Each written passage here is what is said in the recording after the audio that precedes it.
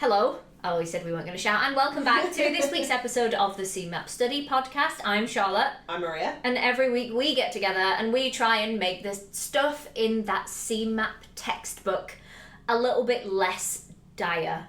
Yeah. That's it. That's what we do. So if you're new here, welcome, but stop playing this one and go back to the first one. It's not the first ever episode. It's called CeMAP 1 Start Here, Start There. If you are right up to date, then that is even better.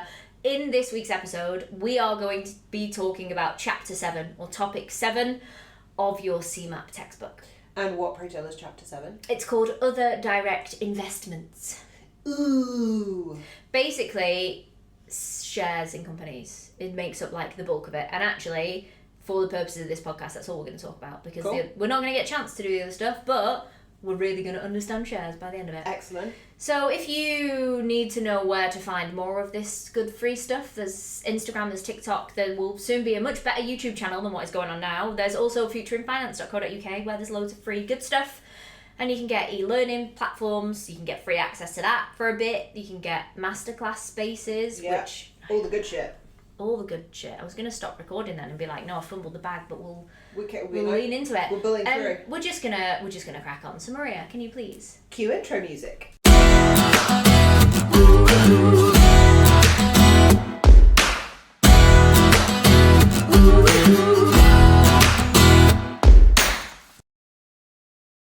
And we are back in the room. Maria, what do you know about stocks and shares? Very, very little. That is a really good starting point. That's not a joke. I think if we can strip it right back so that if you that knows nothing understands them a little bit more, then that's great. Perfect. So what do you know? If it's very little, what is that little? Don't really understand stocks apart from stock market. Shares in companies, I understand, is you exchange a portion of ownership for money, and that's it. Cool. So like Wolf of Wall Street. Yeah, kind of. And obviously it fluctuates up and down, and that's dictated by the beige men in suits that work in the finance industry in fucking London, Wall Street, wherever the hell those men go. Perfect. That's a really good starting point. So, for this episode then, I need you to pick a company that you genuinely could consider buying shares in. If you had money to fuck up the wall, pick a company that you really like, the branding or the ethos or whatever. I mean, I'm one of those people where I'd have to do multitudes of research. Mm-hmm. But I don't want you to do that. Oh, okay. We don't have time. Just pick, like, I don't know, Abel and Cole? Abel and Cole. Okay, so for you guys that don't know, Abel and Cole is the well-posh food delivery service. That's a good one. We'll start with those, although people at home might not know who they are. We'll roll with Waitrose. Waitrose, there we go. Okay, so Maria, in a shocking turn of events... Alright, big Tesco! is buying shares in Waitrose. Okay. You've committed to that one now. Committed to it. For you guys at home, I want you to pick a brand that you think, every time they email me with a sale, I'm all over that like a rash. Yeah. That's the company you are going to buy shares in. Okay. Now, there's a few different reasons that people buy shares. The main one is to make money. Yeah. And that's actually all we're probably going to talk about in this episode because the rest are not relevant to CeMAP whatsoever. But there are two ways that you make money from buying a share in a company. Yeah. So... number one is, let's say you were one of the first people to ever buy shares in Waitrose when they were talking about a well-posh home delivery service. And a lot of people would have been like, it'll never take off. Is this the same principle as people who bought shares in Google or Apple? Yeah, it's exactly that. So if you were one of the first people that ever bought shares in Amazon... level investor. Mm-hmm, I remember reading something about Jeff Bezos asking family and friends to invest in Amazon, and some of them were like, we don't think it'll catch on. Oh, I bet they're kicking themselves now. If they'd have bought shares in Amazon when that business first started, they would now probably be able to retire off the proceeds that they make from owning that share every so often. So there's two elements of money making from shares. Element number one is if you buy a share when it's dead cheap and then the company skyrockets and everybody wants some, like Amazon, you then sell your share for a fuck ton more money because it's worth more, because the company's worth more, the company's making more money. That makes sense. That's the first way that you can make money, is buy it cheap, sell it when it's more expensive. Yeah. It's like, again, toilet roll, COVID. Buy it pre-COVID, sell it during COVID. Yeah. You're going to make money on it. The second one, and the more important one that I think people tend to struggle with most, is this idea of getting dividends out of shares. Have you heard that before? Mm-hmm. So a dividend payment is just effectively like a thank you that the business gives to you every so often for investing in their company. So it's a return on an investment that you've made. Exactly, it's a return on your investment. So like, thanks for buying this. Here's a bottle of wine, except it's money. Except it's money, and the amount of money you will get paid is taken usually out of the company's profits. So the more profitable the company is, the more they will pay out in dividends. Dividends payment, okay. So if we use the example of Elon Musk and Tesla, and what used to be called Twitter and is now X. Yeah. Every time Elon Musk says something fucking stupid on the internet, which is often... Very frequent. What can happen is Tesla shares plummet. Bombs the Tesla share price, doesn't he? Exactly. And at that point, people might decide to buy in. They're cheap, buy them in now, because the theory is that it's going to go back up when everybody's forgotten about it. And Tesla generally do pretty well. Yeah. So if you've got shares in Tesla, the dividend payment that you will get will be a portion of the company's profits. Right, okay. Imagine having enough shares in Tesla that you didn't have to work because your dividend payments would cover more than what would be a normal income. That sounds pretty nice. That can happen. So the people that buy and sell stocks and shares for a living, that's what they do. Okay. I mean, risky? Well, risky, because you look at, is it Debenhams? Nobody ever thought Debenhams would flunk, and they flopped massively, didn't they? They shut down. I imagine at one point loads of people had shares in Debenhams because thinking it was a well-sound investment. And then you just don't know what's going to happen with companies. So if they go belly up, you just lose your investment. That's it. Yeah. You just lose it. You're never going to be liable for the company's debts, but you will make a share of the company's profits. But the money that you've paid for your shares effectively becomes worthless. Yeah. Okay. I mean, but no risk. No risk, no reward. Yeah. And that's a really good point to make, because in the previous topic for CeMAP 1, we spoke about gilt, the government thing. Uh-huh. And we said they're super safe because it's assumed the government isn't going to default on their repayments. Yeah. Because they're super safe, they generally don't have a great rate of return. Yeah. Company shares is where the big money is, but it is massively high risk. Yeah. So high risk, high reward. That's how it works. Kind of like X Games, but finance stuff. And now that you've said X Games, that actually very nicely brings us on to the next thing. So you're welcome. We are going to get a dividend payment from the company. There is no hard and fast rule as to how often they're paid. Okay. Sometimes it's 3 months, sometimes it's 6 months. Most companies it's every 6 months, but that is not a set rule. Yeah. Waitrose, is there another wasp just flown in? Yeah, and it's massive. Okay, well, I'm going to let you deal... That is not a wasp. It is a wasp. Please hold, listeners. Okay, we're back. The guest appearance for this week is the wasp that's taken residence in the office. So if you hear a buzzing and a slight scream, you know what's going on. But just to rein it back in for a second, so companies pay dividends. Yep. It's a share of their profits. Yep. They usually pay them every 6 months. Yep. Oh, I can hear it. If... It's like a fucking blimp, it's massive. If a company... When a company pays dividends, what they have to do is take a snapshot of all of their shareholders, and that's quite a lengthy process. Okay. So if you think of massive companies like Santander, Lloyds Bank, they probably have, somebody fact check this because I don't know how many they have, but they probably have thousands. Yeah. So when they decide to pay dividends, they're going to have to go through the manual process of checking who all of their shareholders are and what their bank details are. Fucking hell. That is going to take a bit of time. But they also have massive accountancy departments, so... They do, but what is likely to happen is that is a hornet. It is not a wasp. It's not. Abort mission. Okay, we're back at it, and I'm going to just recap all that because that was messy, and I'm terribly sorry, but I can't be bothered to edit that bit out. Dividend payments. They have to take a snapshot every 6 months of all the people that own the shares in the company. Yeah. But what we know about shares is anyone can sell them at any time of day. So keeping that database up to speed can be difficult, and there is a fix to it. And this is the difference. And I'm only laughing because the word every time I read it makes me giggle, and I can't teach it without laughing. And if you can't listen to this and not laugh, you don't belong on this podcast. Go somewhere else. There's something called an ex-dividend share. and something called a cum dividend share, and it's spelled CUM in the textbook. And oh yeah, they knew what they were doing there. It stands for cumulative. So when I teach of course it does. Apparently. And the idea is let's say you decide to sell your share. Yep. But that snapshot has already been taken, so you know you're going to get the next dividend payment in 2 weeks. Sneaky. It's less valuable because if I wanted to buy your Waitrose share, I'm not going to get that dividend payment in 2 weeks' time. So it's less valuable. It's going to be worth less money. So you will sell your share as either an ex-dividend share, which means that, let me figure this out the right way around, which means that it's not going to come with the next dividend payment. Yeah. And you remember that by thinking, I'm giving my ex nothing. That's fair.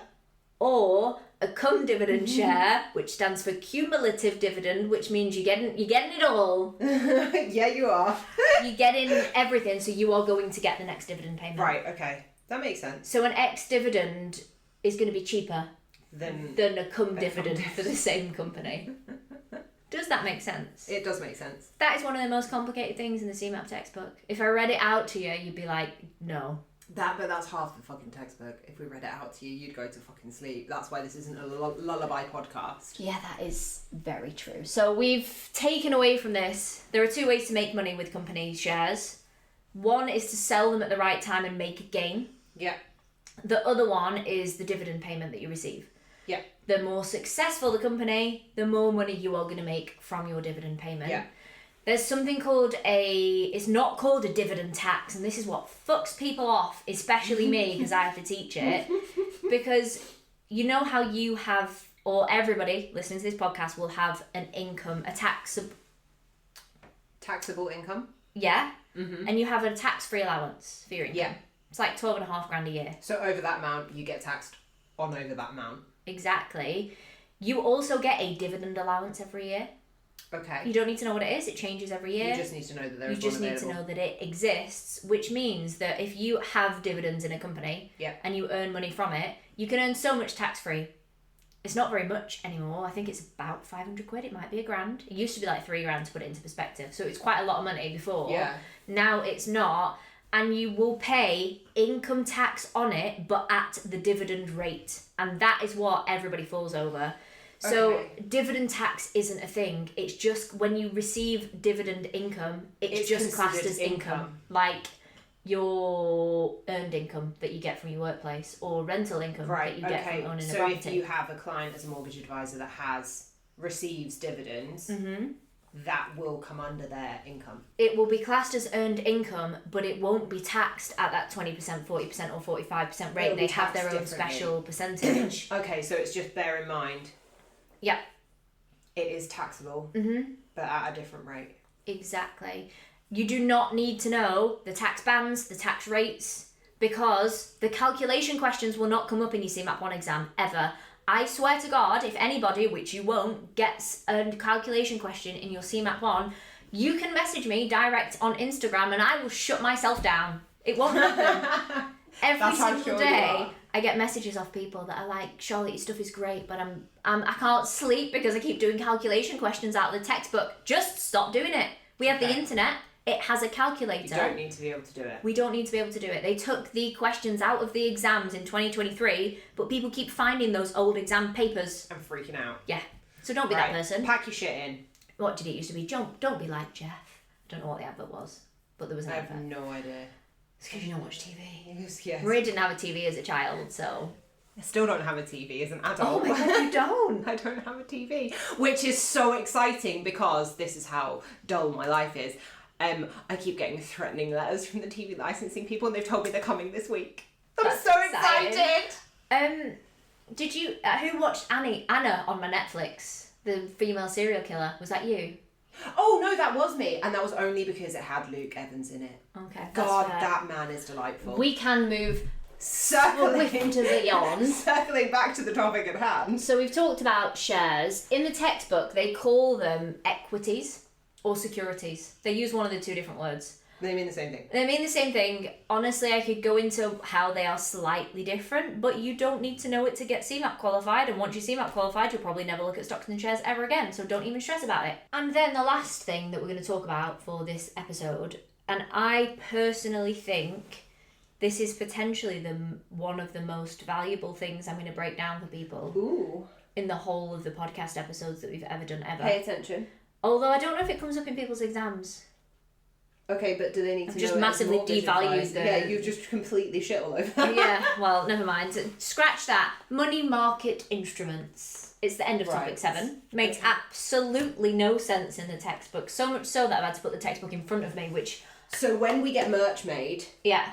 The textbook makes no sense is going to be the first t-shirt. Just that. Yeah, literally just that. So the last bit of topic 7 talks about money market instruments, and the phrase that they use is it's a generic term used to describe a number of forms of short-term debt. Interest is not normally paid during the term, blah, blah, blah, blah, blah. I'm already confused. Yeah. Right. So, good. The first thing I want to talk about is something called a treasury bill. Yeah. All I want you to remember is that a treasury bill is the same as a gilt. You remember that thing that the government issued to make money? Yeah. The only difference is, 2 differences. One, it's short term. So we spoke about gilts go off a year's basis. Yeah. Treasury bills go off, I think it's like 30, 60 or 90 days.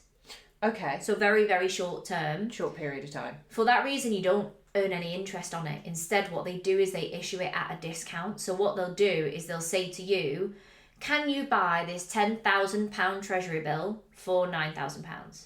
Oh. You buy it for, that's an example, you would not get that great of a return on it, but you would buy it for £9,000, you'd keep it for 91 days, and then they would refund it to you at 10 grand in 91 days. Okay. But it's going to be for a monstrous amount of money. So really the only people that buy treasury bills are like banks. They're like, oh yeah, we've got a shy spare. 17 million pounds. Right, okay. Can't even think in numbers that big. So this is like bank level to bank level spending. Yeah, insurance companies, pension companies, banks. Okay, so not going to be your average client coming through the door looking for a mortgage with a treasury bill. Exactly. Cool. Okay, that makes sense. The second one, there's 3 that we need to know about, is called a certificate of deposit. Yep. Same thing, just issued by banks or building societies. Same thing. Right, so treasury government. Yeah. Certificate of deposit. Banks, but you can think about that as you go into a bank to make a deposit. So. And in the textbook, they call banks, what phrase do they use? Deposit-based accounts is a bank account. Okay. But in the textbook, they call it a deposit-based service or a deposit-based account. Yeah. So you just know that you deposit money into there because it's your bank account. Yeah. A certificate of deposit is a bank or building society issuing the same service. So we need a bit of money, give us a bit of money, we'll give you money back at the end of the term. Again, super short term. And the last one is a commercial paper. I don't know why I said that so weird, but it's the same thing but on a company basis. So do you remember we had, in the last topic, we had gilts, which was for government. Yeah. We had PIBs, permanent interest bearing shares, and we were going to replace the BS with building society. Yeah. So it's the same. Instead of gilts, it's treasury bills. Instead of PIBs, it's certificates of deposit. And instead of whatever, bonds, it was corporate bonds. It's the same. It's just a commercial paper. It's just a commercial paper. Okay. Exactly. But commercial, you think about business. Commercial business, yeah. That makes sense. That's exactly it. Okay. Yeah, that's pretty simple. Now, I know we usually make these episodes like 25-ish minutes, but we've covered a lot. Everything. Yeah, we've covered a lot. And not only have we covered a lot, if you guys can remember everything that's in this episode, it is going to set you on the straight and narrow for a good high percentage of your CeMAP 1 exam. Perfect. Not to toot my own horn, but toot. If you guys do want to hear more, please make sure you hit the little bell button on Spotify, because when you do that, it means that you've subscribed to us. And when you subscribe to us, it makes my numbers look really good, and then I can go off and do more stuff for you guys. Give us a 5-star review. I currently, as of this morning, have 65 reviews. Ooh, are they all good? I don't read them because I watched a reel that said never read reviews for your own stuff unless you want to throw yourself out of a building. Let me read them. I'm not afraid of throwing myself out of a building. Okay, cool. I don't know where you find them, but you go ahead. Okay, you can reply to them on the business account. Going to. I don't really mind. That's all I really want to do. If we can get that up to 100 by the end of the year, that's my goal. I might do like a New Year's sale if we can get to 100. So if that's not your incentive to hit the little bell button, and then message me to tell me that you've hit the little bell button and you've left a 5-star review, good things are going to come to you, and I don't just mean karma. I mean, I'm here for it. I think we can get to 100. I agree. I believe in our listenership. But that's all we've got time for this week. Today, thank you. We are going to be taking a week off. We are. And that's because I am going on holiday. I'm not, but nobody wants to hear me waffle. But Maria is going to look after Fox, which is the main thing. Oh wait, and my child. And your child. And my child, which is the doubly main thing. So we are going to be taking a week off the week after you are hearing this episode, which will be sometime in September. But I'll still be around for help and support and all other things CeMAP related. It's just podcast wasn't top of the list for that week. That's fair. So thank you so much for tuning in, and I will catch you in 2 weeks.